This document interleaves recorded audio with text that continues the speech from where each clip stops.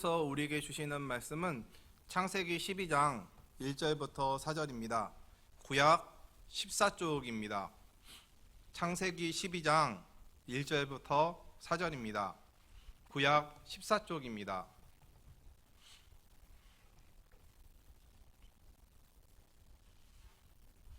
창세기 12장 1절부터 4절을 함께 읽도록 하겠습니다. 여호와께서 아브라함에게 이르시되 너는 너의 고향과 친척과 아버지의 집을 떠나 내가 내게 보여줄 땅으로 가라. 내가 너로 큰 민족을 이루고 내게 복을 주어 내 이름을 창대하게 하리니 너는 복이 될지라. 너를 축복하는 자에게는 내가 복을 내리고 너를 저주하는 자에게는 내가 저주하리니 땅의 모든 족속이 너로 말미암아 복을 얻을 것이라 하신지라. 이에 아브라함이 여호와의 말씀을 따라갔고 롯도 그와 함께 갔으며 아브라함이 하란을 떠날 때에 75세였더라. 아멘. 사랑하는 성도 여러분, 창세기부터 요한계시록까지 성경 말씀을 통해서 하나님께서 우리에게 원하시는 것이 무엇일까요? 그것은 하나님의 손에 맡길 수 있는 믿음입니다. 풍파많은 세상을 살아갈 때, 치열한 영적 전쟁을 벌여야 하는 인생을 살아갈 때, 요한일서 5장 3절 4절에서 말씀하듯이 저와 여러분, 우리에게 필요한 것은 하나님을 향한 믿음입니다. 하나님을 사랑하는 것은 이것이니 우리가 그의 계명들을 지키는 것이라. 그의 계명들은 무거운 것이 아니로다. 무릇 하나님께로부터 난 자마다 세상을 이기느니라. 세상을 이기는 승리는 이것이니 우리의 믿음이니라. 이 말씀입니다. 오늘 하나님께서 우리에게 요구하시는 이 믿음을 논할 때 믿음의 조상 아브라함의 믿음을 살펴보며 아브라함의 신앙을 살펴보려고 합니다. 그러나 그 전에 아브라함의 이름이 아브람으로 처음 등장하는 오늘 창세기 12장 1절을 보면 아브라함을 향한 하나님의 부르심이 전적인 하나님의 은혜라는 것을 우리는 발견할 수가 있습니다. 여호수아서 24장 2절 말씀을 보면 아브라함의 아버지 데라가 강 건너편에 거하여 다른 신을 섬겼다라고 기록하고 있습니다.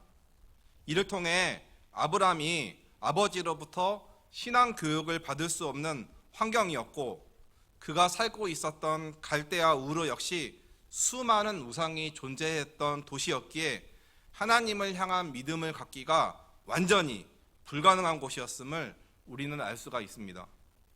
또 하나님께서 아브라함에게 오늘 본문에서 말씀하시기 전까지 아브라함의 신앙과 태도에 대해서 성경에 언급이 전혀 없습니다.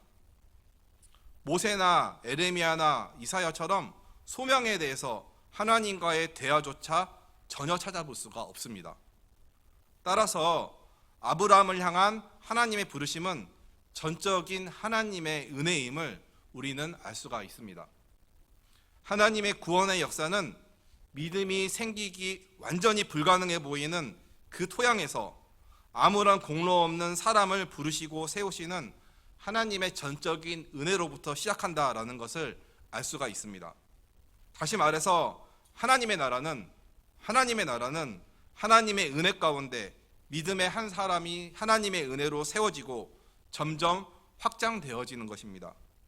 따라서 저와 여러분은 믿음의 한 사람을 그 은혜로 부르시며 세우시는 하나님을 바라보며 이러한 은혜의 부르심이 우리 가운데 가득하여서 가정과 교회가 점점 부흥하기를 기대합니다. 또한 아브라함의 부르심을 깊이 묵상하다 보면 지금 내 옆에 있는 한 사람이 원래부터 있었던 믿음의 사람이 아니라 하나님께서 전적인 은혜로 부르셔서 세우신 귀한 믿음의 한 사람임을 깨닫게 되기에 서로가 서로를 더욱 소중하게 여길 수밖에 없게 됩니다. 그렇다면 믿음의 조상이라고 불리우는 이 아브라함을 통해 하나님께서 인정하셨던 믿음과 신앙에는 어떤 특징이 있을까요? 첫째로 아브라함의 신앙은 순종의 신앙입니다. 순종이란 하나님의 말씀을 쫓아가는 것입니다. 순종은 하나님을 향한 믿음을 기반으로 합니다. 믿음이란 입술로만 말하는 것이 아닙니다. 믿음은 믿음에 따르는 행동이 반드시 수반되어집니다. 예를 들면 남편이 아내에게 나 정말 당신 믿어, 당신이 무슨 일을 하든지 신뢰해 라고 말하면서 정작 매사의 모든 일을 자기 뜻대로 하려고만 한다면 정말 아내를 믿는 것일까요? 당연히 아닙니다. 믿는다라는 것은 신뢰를 표현하는 행위가 따를 때 비로소 온전해지는 것입니다. 이처럼 하나님을 내가 믿는다라고 말할 때는 하나님을 신뢰하는 것에 대한 행동이 있어야 하는 것입니다. 이것을 순종이라고 할 수 있습니다. 오늘 본문 1절부터 3절 말씀을 보면 하나님께서 아브라함을 부르시며 다음과 같이 명령하십니다. 우리 함께 1절부터 3절을 다시 읽어보겠습니다. 1절부터 3절입니다. 여호와께서 아브라함에게 이르시되 너는 너의 고향과 친척과 아버지의 집을 떠나 내가 내게 보여줄 땅으로 가라. 내가 너로 큰 민족을 이루고 내게 복을 주어 내 이름을 창대하게 하리니 너는 복이 될지라. 너를 축복하는 자에게는 내가 복을 내리고 너를 저주하는 자에게는 내가 저주하리니 땅의 모든 족속이 너로 말미암아 복을 얻을 것이라 하신지라. 아멘. 방금 읽은 말씀을 흔히들 삼복 언약이라고 부릅니다. 하나님께서 세 가지 복을 주신다라는 것입니다. 첫째는 큰 민족을 이루게 하시고, 둘째는 이름을 창대하게 하시고, 셋째는 복이 되게 하신다라는 약속입니다. 그런데 이 같은 복을 받기 위해서 순종해야 할 일이 있는데 그것은 삶의 터전이자 너무나 익숙하고 편한 고향 땅을 떠나 하나님께서 보여주시는 땅으로 가야 합니다. 내 삶에 사랑하는 사람들과의 관계를 다 정리하고 하나님께서 보여주시는 낯선 땅으로 걸어가야 합니다. 저와 여러분은 너무나 잘 아실 것입니다. 익숙함과의 결별이 얼마나 힘든 것인지, 안정된 생활에서 미래가 불확실한 생활로 전환한다라는 것이 얼마나 두렵고 떨리고 스트레스가 되는지, 모험심이 있는 사람도 골짝 빈들에도 복음 들고 가겠다던 하나님을 향한 믿음이 굳건했던 사람도 살다가 어느 순간에 자신을 돌아보면 익숙함과 좀 더 안정된 것을 찾고 있는 자신을 발견하게 될 정도로 우리 사람은 자신의 습관과 익숙해진 공간과 친한 사람들과 분리되는 것을 싫어하는 경향이 모두 있습니다. 개인적으로도 30년 동안 살았던 동네를 떠난 적이 있는데 그날 알게 모르게 눈물이 핑 돌고 여러 가지 나눠진 마음들로 복잡해서 심란했던 경험이 있습니다. 그런데 하나님께서는 아브라함에게 나타나셔서 아브라함이 살고 있는 땅으로부터 떠나라고 하시며 치안 유지가 잘 되지 않던 이 고대 사회에서 큰 힘이 되어주는 든든한 친척뿐만 아니라 보다 가까운 혈족이라고 할 수 있는 아버지의 집조차 떠나라고 명령하십니다. 이 명령은 하나님을 최우선적으로 생각하지 않는 사람에게 있어서는 도저히 순종할 수 없는 그런 요구입니다. 사랑하는 여러분, 순종이라는 것은 내가 가장 소중하게 여기는 것도 하나님 앞에 내려놓는 것입니다. 순종이라는 것은 내 생각을 하나님 앞에 내려놓는 것입니다. 순종이라는 것은 나에게 가장 즐겁고 달콤한 것도 하나님 때문에 포기할 수 있는 것이고, 하나님 때문에 세상의 옛 습관과 분리되어 나에게 원하시는 하나님의 의지대로 살아가는 것이 순종입니다. 나의 시간표를 버리고 하나님의 시간표에 내 삶을 온전히 맡기며 살아가는 것, 그것이 순종입니다. 이러한 순종의 출발이 바로 아브라함입니다. 4절 말씀입니다. 4절도 우리 함께 읽어보겠습니다. 이에 아브람이 여호와의 말씀을 따라갔고 롯도 그와 함께 갔으며 아브람이 하란을 떠날 때에 75세였더라. 아브람이 무엇을 따라갔습니까? 여호와의 말씀을 따라갔다라고 말씀하고 있습니다. 여호와의 말씀을 따라가는 것, 이것이 믿음입니다. 75세의 나이도 전혀 중요하지 않습니다. 내가 살고 싶은 땅도 중요하지 않습니다. 내가 사랑하는 사람도, 내게 든든한 힘이 되는 사람도 중요하지가 않습니다. 아브라함은 1절 말씀, 하나님께서 보여주실 땅을 믿었고, 2절이야 하나님께서 순종 후에 주실 3가지 복을 마음으로 믿으며, 4절 말씀처럼 하나님의 말씀을 따라 행동하였습니다. 사랑하는 여러분, 믿음이라는 것은 하나님의 말씀 앞에 아멘으로 화답하며 자신이 가장 사랑하는 것조차 내려놓고, 자신의 설계도를 내려놓고 하나님의 계획을 온전히 신뢰하며 하나님과 함께 걸어가는 것입니다. 순종을 통해 하나님과 동행하면서 하나님께서 이끄시는 곳을 향해 한 걸음 한 걸음 걸어가는 것입니다. 불투명하고 너무나 힘겨워 보이지만 믿음으로 순종하며 나아갈 때 그 너머에 하나님께서 부어주시는 복이 기다리고 있고, 마침내 그것을 얻는 것이 믿음의 삶이요 순종의 삶이라고 할 수 있습니다. 인간의 판단으로 때로는 가혹하게 보일지 몰라도 하나님께서는 때로 더 큰 복을 주시기 위해 현재 가지고 있는 것을 완전히 포기하라고 요구하실 수도 있다라는 것입니다. 이같이 순종의 신앙을 가지고 살았던 사람이 아브라함, 나중에 아브라함이 되었습니다. 따라서 우리는 나의 계획이 아닌 이 시간 하나님께서 내 삶에 찾아오셔서 무슨 말씀을 하시는지 하나님의 음성에 귀를 기울여야 하고, 그 말씀이 확실히 들려지고 고백되어진다면 하나님의 말씀에 순종하며 나아가는 삶을 살아가야 할 것입니다. 그렇다면 지금 내 삶에서 순종해야 될 하나님의 말씀은 무엇일까요? 이 저녁 그 음성에 귀 기울이는 저와 여러분이 되기를 바랍니다. 둘째로, 아브라함의 신앙은 바랄 수 없는 중에도 바라는 믿음의 신앙이었습니다. 하나님께서 아브라함에게 약속한 것들은 말씀대로 이루어질 것이라는 증거들이 전혀 보이지 않는 것들이었습니다.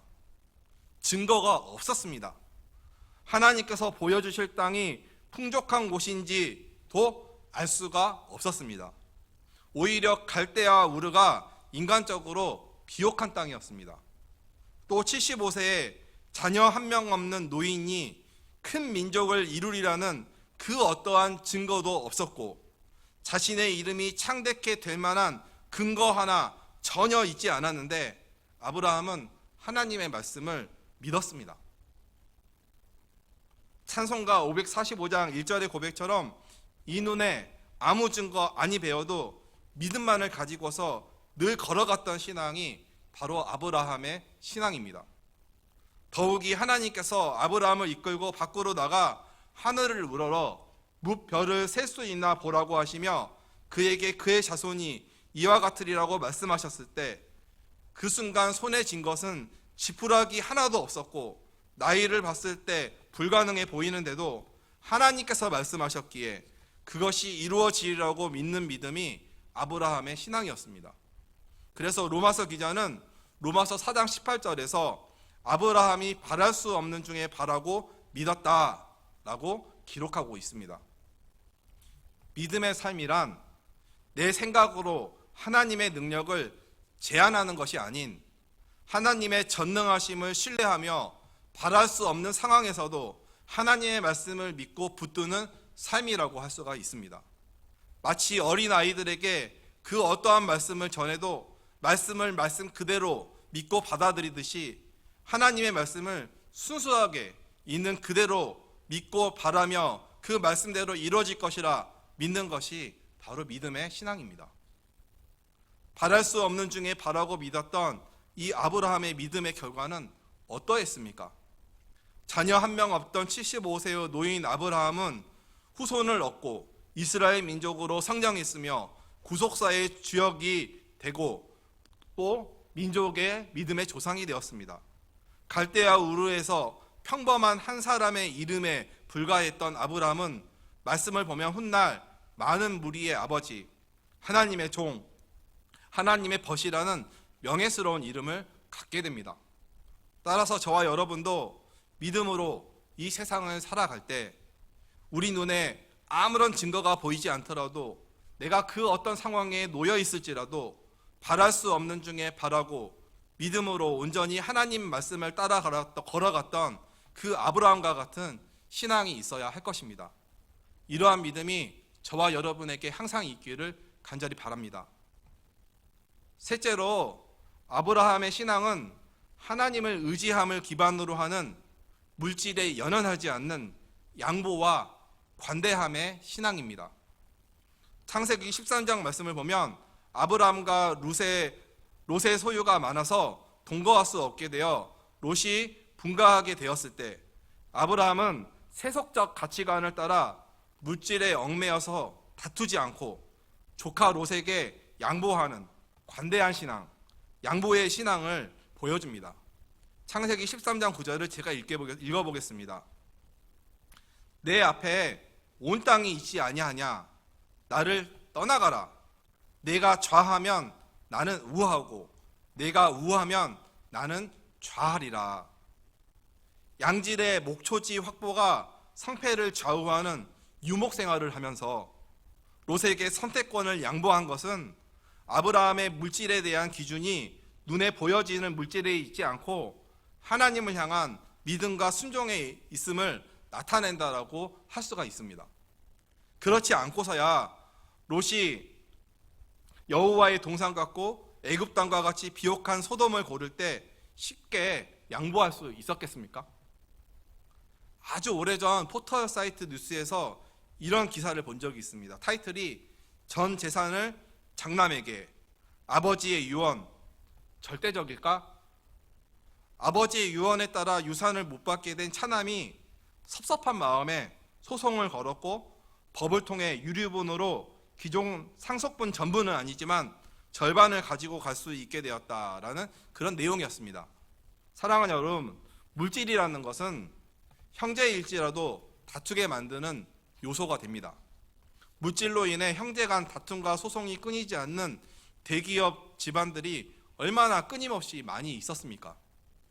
그런데 목초지를 선택할 수 있는 선택권이 먼저 있는 아브라함이 조카 롯에게 양보를 하며 다툼이 아닌 화목함을 택하는 그 모습을 보여줍니다. 이것이 의미하는 것은 무엇일까요?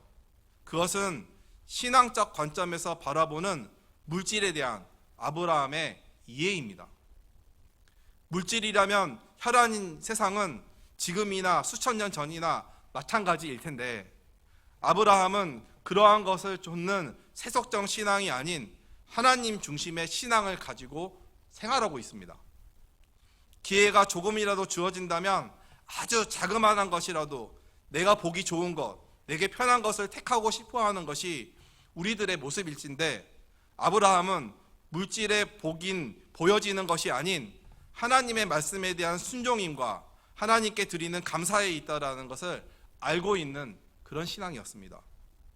하나님께서는 조카 롯을 위해 너그러운 마음으로 땅을 양보한 아브라함에게 롯이 떠난 후 아브라함이 서 있는 곳에서 눈을 들어 동서남북을 바라보라고 하시며 보이는 땅을 아브라함과 그 자손에게 주시겠다라고 약속해 주십니다. 더 나아가 아브라함의 자손의 땅이 티끌같이 하겠다라고 말씀해 주십니다. 사랑하는 여러분, 우리의 삶은 롯처럼 좋게 보여지는 것을 좇는 세속적인 것을 추구하는 삶입니까? 아니면 아브라함과 같이 물질로부터 자유하는 하나님 중심의 신앙 위주의 삶입니까? 이것을 우리가 한번 심각하게 고민해 볼 필요가 있다라는 것입니다. 보암직, 먹음직, 지혜롭게 할 만큼 탐스러웠던 선악과를 따먹었던 그 아담의 죄처럼 하나님의 말씀을 벗어나 눈에 보여지는 것을 좇았던 롯의 선택은 결국 소돔성의 멸망이라는 불행을 가져왔고 눈에 보여지는 유익은 없어 보였으나 하나님의 말씀을 믿고 따름에 기인한 너그러운 양보와 하나님 중심의 물질관을 가졌던 아브라함은 훗날 모든 면에서 복이 되었습니다. 따라서 저와 여러분은 하나님을 모르는 사람들과 같이 물질을 하나라도 더 얻기 위해 다투는 그런 삶이 아닌 하나님의 말씀에 입각한 성숙하고 넉넉한 인간성으로 욕심으로부터 자유하며 하나님 중심의 삶을 살아가기 위해 하나님의 말씀을 붙들고 살아가도록 노력해야 할 것입니다. 마지막으로 아브라함의 신앙은 하나님을 경외함을 인정받은 그런 신앙입니다. 창세기 22장 말씀을 보면 사랑하는 독자 이삭을 모리아 땅으로 가서 하나님께서 지시하는 한 산에서 제물로 바치는 장면이 나옵니다. 이 사건은 한 인간이 하나님께 드릴 수 있는, 역으로 하나님이 우리 인생에게 요구하실 수 있는 믿음과 순종의 절대 경지를 보여주는 사건입니다. 사랑하는 여러분, 이 세상에서 가장 슬픈 일이 무엇이겠습니까? 기독교 예술 주제 중에 피에타라는 것이 있습니다. 피에타. 이탈리아로 슬픔, 비탄이라는 뜻을 가지고 있습니다.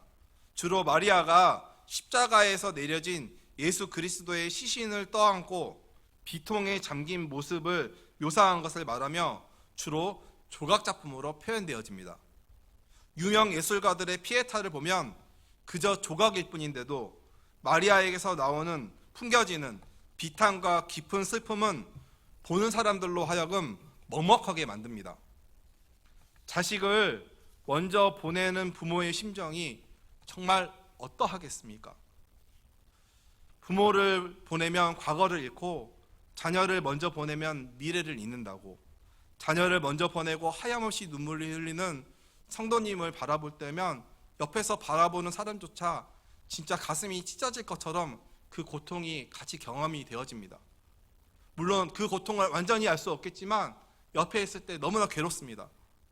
그런데 그처럼 사랑하는 독자 이삭을 번제물로 이룰 수 있는 극한의 상황에서 하나님께서 아브라함의 믿음의 성숙과 순종함을 친히 확인하고자 확증하시고자 마련한 인간적인 관점으로는 매우 기괴하지만 하나님의 관점에서는 거룩한 그 시험대 위에서 아브라함의 믿음은 최절정에 다다릅니다.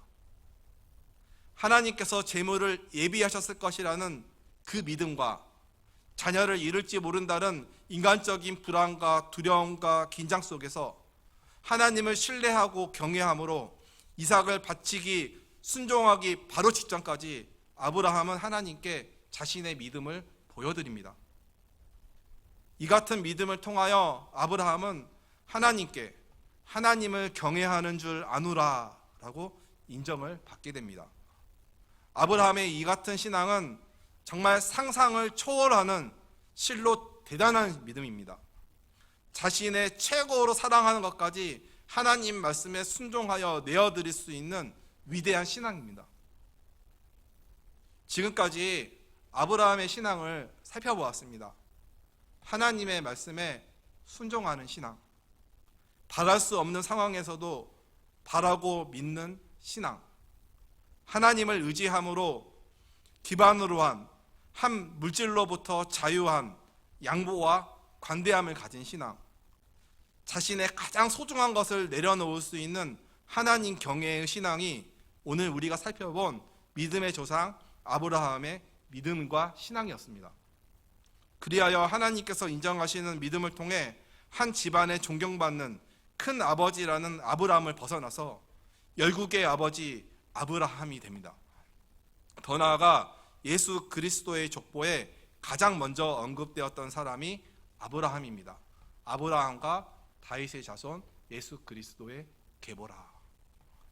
실로 대단한 믿음을 가졌던 아브라함이지만 한편으로 우리가 또 하나 기억해야 할 것은 아브라함 역시 인생을 살아갈 때 연약함을 드러내는 일이 여러 차례 있었다라는 사실입니다.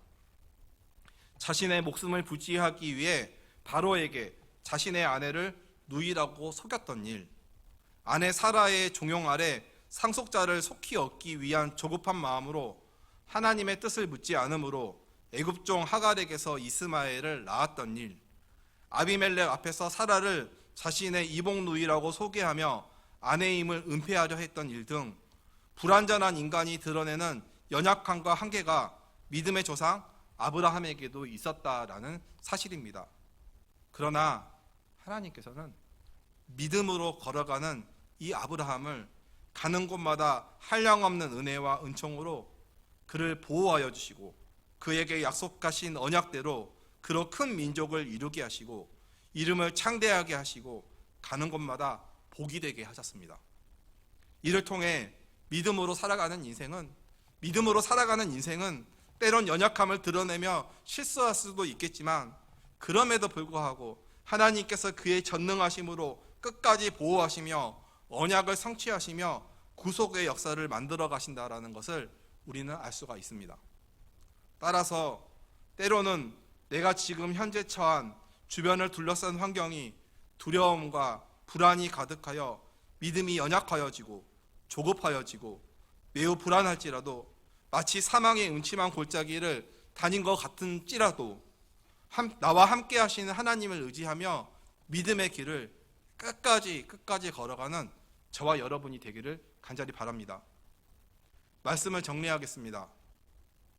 믿음의 불모지 갈대아 우르 땅에서 전적인 은혜로 아브라함을 부르시고 그의 믿음과 순종을 통해 믿음의 조상으로 세우시며 인생의 연약한 순간에도 보호하시고 끝까지 언약을 성취하셔서 복이 되게 하셨던 살아계신 하나님을 의지하고 믿음으로 가장 복되고 영광된 믿음의 길, 순종의 길을 평생토록 걸어가는 우리 모두가 되기를 간절히 소망합니다. 다 함께 기도하겠습니다. 사랑과 은혜가 풍성하신 하나님, 아버지가 우상을 섬기고 갈대아 우르에서 전혀 아무런 관심도 없는 평범한 한 사람이었던 아브라함을 하나님께서 택하시고 말씀하시고 명령하시면서 그 말씀에 순종하며 나아갔을 때 믿음의 조상으로 세우시는 위대한 구속의 역사를 보았습니다. 이 속에서 아브라함이 어떻게 아브라함이 되었는지 그의 믿음을 말씀을 통해 오늘 살펴보았습니다.